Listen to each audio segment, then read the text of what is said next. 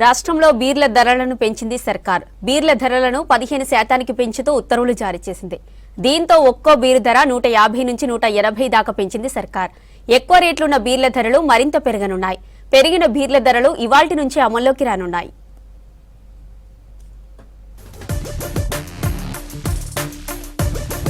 రాష్ట్రంలో బీర్ల ధరలను 15% పెంచింది ప్రభుత్వం. పెరిగిన ధరలు ఇవాల్టి నుంచి అమల్లోకి వస్తాయని స్పష్టం చేసింది. రిటైర్డ్ జడ్జి జైస్వాల్ ఆధ్వర్యంలోని లిక్కర్ ధరల నిర్ణయ త్రిసభ్య కమిటీ నివేదిక ఆధారంగా ఎక్సైజ్ శాఖ ధరల పెంపు ప్రతిపాదనలకు ఆమోదం తెలుపుతూ ఉత్తర్వులు ఇచ్చింది సర్కార్. పాత స్టాక్ ఉంటే వాటిపై ఎంఆర్పీ లేబుల్స్ను మార్చాలని ఉత్తర్వుల్లో తెలిపింది. 15%గా లెక్కిస్తే ఒక్క బీరు ధర 150 రూపాయల నుంచి వ్యాట్, ఎక్సైజ్ ట్యాక్స్తో కలిపి 180 దాకా పెరగనుంది. ఎక్కువ రేట్లో ఉన్న బీర్లు మరింత పెరగనున్నాయి. రానున్నది వేసవికాలం కావడంతో బీర్ల సేల్స్ మరింత పెరగనున్నాయి. దీనికి తోడు ఐపీఎల్ కూడా రానుంది. దీంతో ఖజానాకు మరింత ఆదాయం సమకూరుతుందని భావిస్తోంది ప్రభుత్వం. రాష్ట్రంలో మద్యం ధరలు పెంచొద్దని ముందుగా నిర్ణయం తీసుకున్నప్పటికీ పక్క రాష్ట్రాల్లో ధరలు ఎక్కువగా ఉన్నట్లు గుర్తించారు అధికారులు.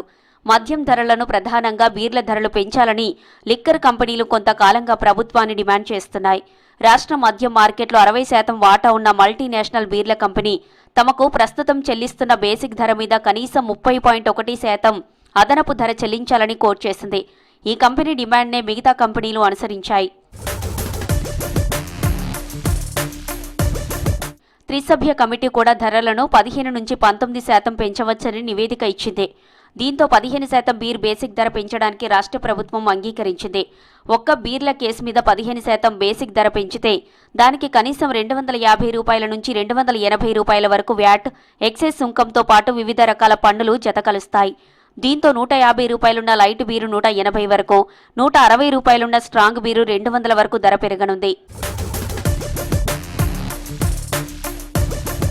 ఈ ఆర్థిక సంవత్సరం 2024-25లో మద్యం అమ్మకాల వ్యాట్, ఎక్సైజ్ డ్యూటీల రూపంలో 36,000 కోట్ల ఆదాయం వస్తుందని రేవంత్ సర్కార్ అంచనా వేసింది. ఏప్రిల్, సెప్టెంబర్ వరకు ఎక్సైజ్ శాఖకు ఎక్సైజ్ డ్యూటీ ద్వారా 9,493 కోట్లు, వ్యాట్ ద్వారా 8,040 కోట్ల ఆదాయం సమకూరుతుందని తెలిపారు అధికారులు. అంటే తొలి 6 నెలల్లో 17,533 కోట్ల రాబడి వచ్చింది. ఆ తర్వాత పండుగలు, డిసెంబర్లో కొనుగోలు ఊపందుకున్నాయి.